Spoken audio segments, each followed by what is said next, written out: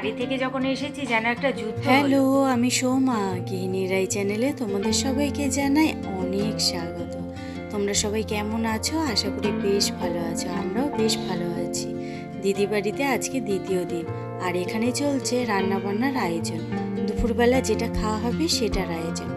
চলো তোমাদেরকে একটা জিনিস দেখাই। কাল দেখাবো বলেছিলাম, কাল আর সময়ই পাইনি, মনেও অবশ্য ছিল না, কিন্তু চলো আজকে দেখাই। এই দেখো কত লিচু হয়েছে, যার জন্য দিদি সবাইকে ডেকেছে।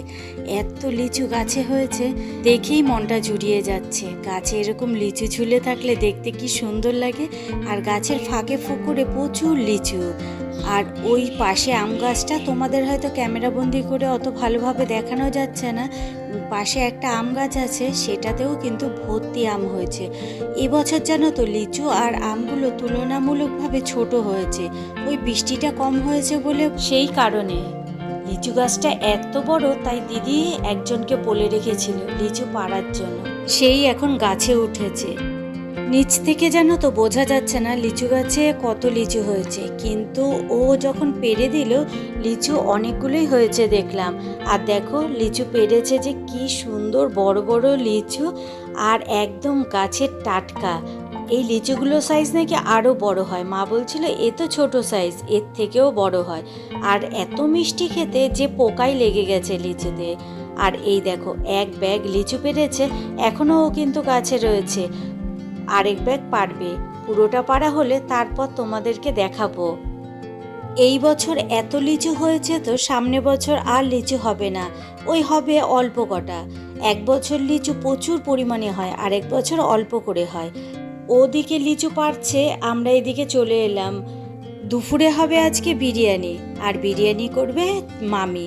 মামি বিরিয়ানিটা খুব সুন্দর করে, শুধু বিরিয়ানি বলবো না, প্রত্যেকটা রান্নাই সুন্দর মামির।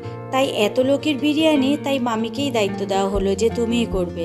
আর আমরা সব আছি তো হেল্পিং হ্যান্ড। বিরিয়ানির মাংসটা এখন এখানে রেডি করছে। মিক্সিতে দিয়ে দিলাম পরিমাণ মতো দই, এটা একটু ফেটিয়ে নেওয়া হবে। আর এর মধ্যে দেওয়া হচ্ছে আদা পেঁয়াজ রসুন এর পেস্ট, আর দেওয়া হবে এই ফাটিয়ে রাখা দই, আর দেওয়া হবে বিরিয়ানির মশলা। গোটা মশলাই এখানে ডাস্ট করে নেওয়া হয়েছে, সেটাই এখানে দেওয়া হবে, দিয়ে ভালোভাবে মাখতে হবে। মাংসের পিসগুলো অনেকটাই বড় বড়, ওই যে বিরিয়ানির পিস করে আনা হয়েছে, তো এই কারণেই মাংসের পিসগুলো বড় বড় করা হয়েছে। বিরিয়ানি জানো তো অনেক রকমভাবে করা যায়। আমি একভাবে করি, আজ দেখলাম মামি আরেকভাবে করলো, তবে মামিরটা খেতেও দারুণ টেস্ট ছিল। সব কিছু দিয়ে মাংসটা মেখে রেখে দিতে হবে প্রায় 1 থেকে 1.5 ঘন্টা, তারপরে মাংসটা রান্না করতে হবে। চলো এদিকে মাংস মাখুক, ওইদিকে দেখি লিচু কতদূর পাড়া হলো। এই দেখো লিচু কত পেরেছে, এখনও নাকি গাছে রয়েছে আরও এত লিচু। তবে নিচ থেকে দেখে একদমই বোঝা যাচ্ছিল না জানো যে এত লিচু আছে, আর গাছে নাকি আরও লিচু আছে, ছেলেটি নেবে বলল। আর টুকটাক করে তো খাওয়া চলছেই। লিচুর মতো জিনিস, তা কি আর মুখকে বিরাম দেওয়া যায়, তাই না? মায়ের হাতে লাগানো লিচু গাছ, এই লিচু সমস্ত যাবে মার ভাই বোনদের বাড়িতে। আর লিচু জানো তো পাকা শুরু করলে 1 সপ্তাহের মধ্যে লিচু পেকে আবার শেষও হয়ে যায়। এর জন্য একবারে সবাই মিলে আমরা এসেছি, একটা মজার আনন্দও হবে, আবার লিচু নেওয়াও হবে সাথে। আর এখানে দেখো মামি বসিয়ে দিয়েছে মাংসটা। দিদির রান্নাঘরটা বড্ড ছোট, তার জন্য বাইরেই রান্নার ব্যবস্থা করা হয়েছে। অনেক লোকজন আসলে দিদির অসুবিধা হয় না, কারণ ওভেন বড় বড় বাসনপত্র সব আছে। দাদা আগে ক্যাটারিং করতো, তারই বাসনপত্র রয়েছে, সেইগুলো দিয়েই হয়ে যায়। আর এখানে টেবিল চেয়ার দিদি এগুলো সব কিন্তু ভাড়া করে এনেছে, কারণ ওর ঘর তো প্রচণ্ড ছোট, আর ওই ঘরে বসে একসাথে সবাই মিলে খাওয়া দাওয়া যাবে না, সেই কারণে। তবুও সবাই বলেছিল হাতে হাতে সবাই মিলে খেয়ে নেব, কিন্তু সেটা কি হয় বলো, বয়স্করা কি হাতে খেতে পারে? তার জন্য এই ব্যবস্থা।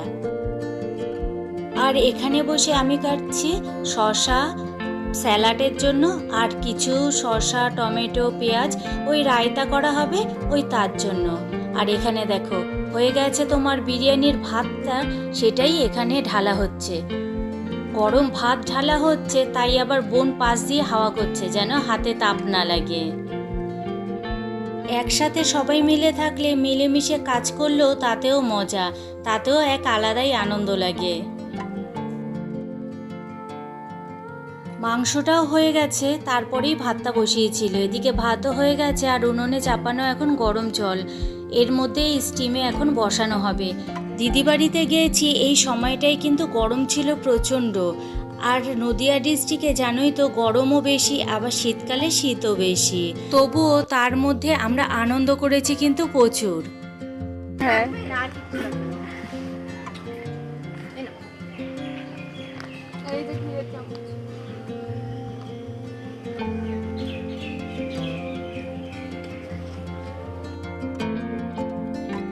বিরিয়ানি এখনও পুরোপুরি কমপ্লিট হয়নি, এখনও স্টিমে বসানো হবে, কিন্তু এর মধ্যেই গন্ধ বেরোচ্ছিল কিন্তু দারুণ। এখন ভাতের লেয়ারটা রেডি করা হচ্ছে, তারপরে 45 মিনিট মতো গ্যাস ওভেনে বসিয়ে রাখবে স্টিমে, তারপরেই রেডি হয়ে যাবে বিরিয়ানি।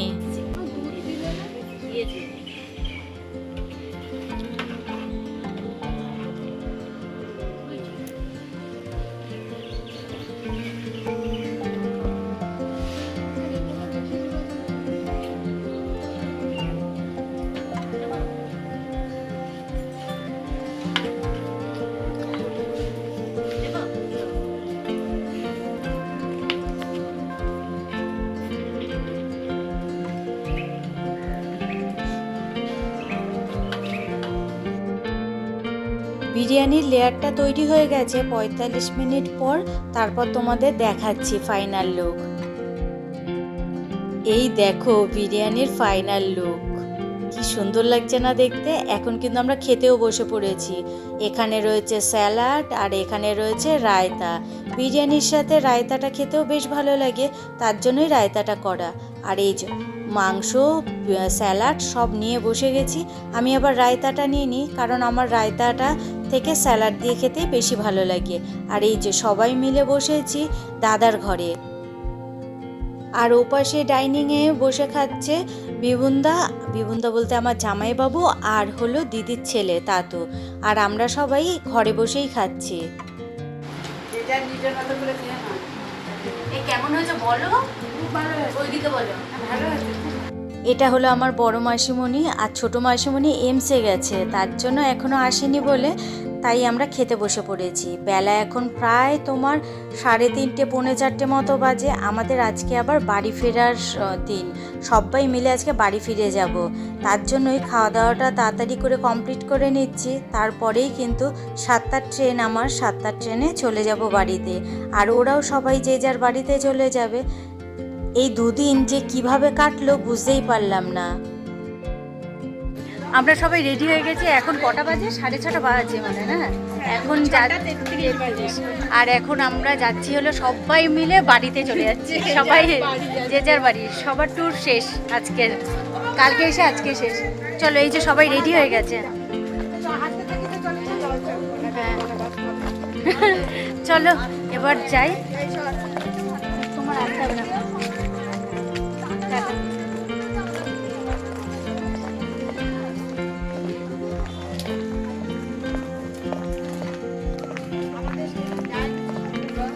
চলো এবারে সবাই মিলে আমরা একসাথে ট্রেনে করে যাব, এরা বাস পাবে না সেটাই আমরা চাই সব সময়।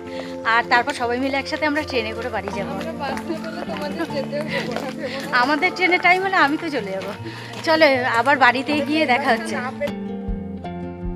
স্টেশনে বসে আছি, ট্রেন আসতে এখনও টাইম আছে, আর বিদ্যুৎ চমকাচ্ছে প্রচণ্ড পরিমাণে, মনে হচ্ছে ঝড় বৃষ্টি আসবে। আর হাওয়াও দিচ্ছে কিন্তু হালকা হালকা। দেখেছো কেমন বিদ্যুৎ চমকাচ্ছে? ট্রেন আসতে প্রায় 10-15 মিনিট দেরি আছে, তা আমরা এখানেই বসে আছি, অপেক্ষা করছি। কিন্তু বৃষ্টি নামবে এটা বোঝাই যাচ্ছে, কিন্তু ট্রেনটা ছাড়লে চলবে না, কারণ এই ট্রেনটা যদি বেরিয়ে যায় তারপর ভিড় ট্রেনে ঠেলাঠেলি করে যেতে হবে বাড়িতে।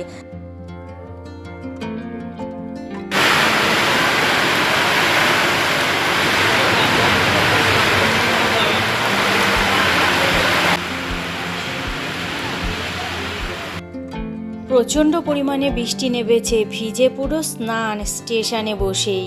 তারপর যাই হোক ট্রেন আসলো, আর ট্রেন জানো তো সময় মতো ছাড়েনি, ছেড়েছে ঠিক 8টার সময়।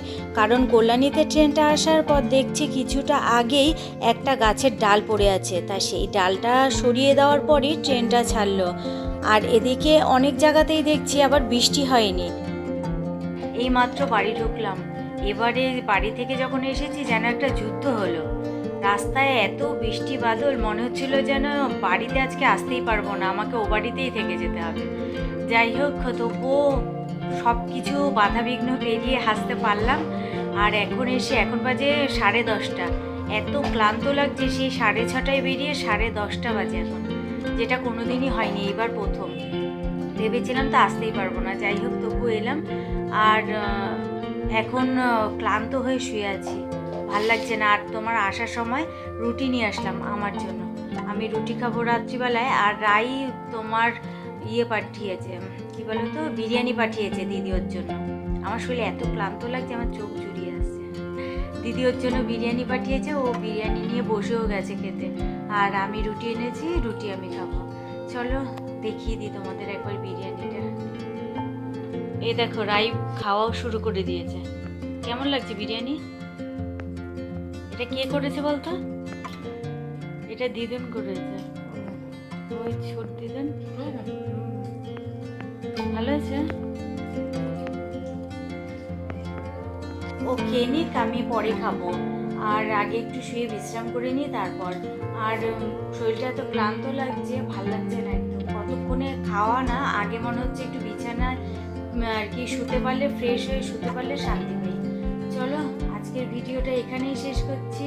তোমাদের যদি ভালো লেগে থাকে তাহলে প্লিজ একটা লাইক, একটা কমেন্ট আর শেয়ার করে দিও, সাবস্ক্রাইব করে আমার পাশে থেকো। চলো আজকের মতো টাটা। এরকম কষ্ট মনে ওই বাড়ি থেকে আসতে কোনোদিনও